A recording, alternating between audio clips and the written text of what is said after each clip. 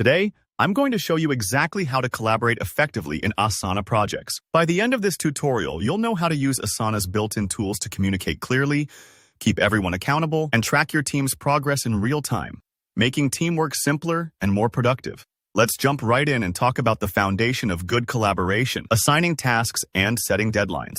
In Asana, accountability is woven into the fabric of every project.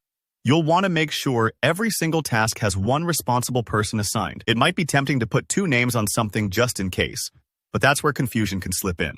One assignee per task means there's no question about who needs to take action, and it really helps avoid the classic, "I thought someone else was handling it" scenario we've all run into. Along with that, set clear and realistic due dates, not just for big tasks, but also for subtasks if you're breaking work down.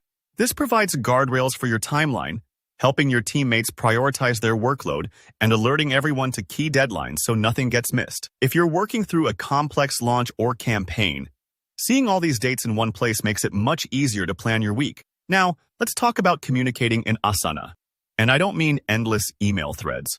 The real magic happens when you keep your conversations connected directly to the work. Whenever you want to provide feedback, ask a question, or share an update, use the comment section inside the relevant Asana task. That way, everything stays in context. All the discussion, decisions, and files are right there in the same spot. For example, if you're building a design asset, you can attach the mockups and leave comments for your designer on the exact task, so nothing gets lost.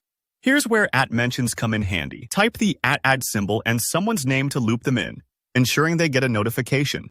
You can also link related tasks or projects with @mentions, weaving together pieces of work that depend on each other for a full picture. For bigger updates, maybe at the end of the week or a milestone, head over to the Progress or Status tab in Asana. Posting a status update summarizes key wins and outlines your next steps, so everyone, including stakeholders, gets a bird's-eye view of where things stand without jumping into every task detail.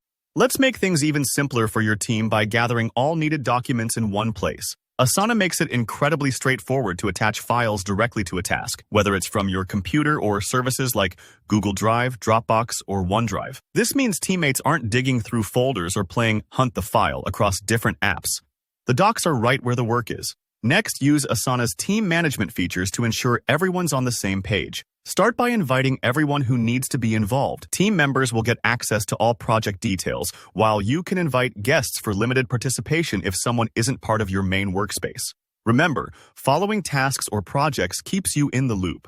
You'll automatically follow anything you own or are assigned to, and you'll receive notification updates in your Asana inbox so you never miss a comment or change. If you're working with a busy team, these alerts are golden for staying informed and responsive. Finally, let's talk about how you actually view and manage all this work together. Asana offers several project views: list, board, timeline, calendar, to help you visualize plans, workloads, and deadlines in a way that works best for your team. During meetings or daily stand-ups, switching between these views helps you identify any problems or bottlenecks before they become blockers. For instance, if you spot a timeline slippage or an overloaded team member, you can act early to redistribute work. That's it, a complete run-through of how to collaborate smoothly in Asana Projects and unlock your team's full potential. If you found this tutorial helpful, please hit that like button.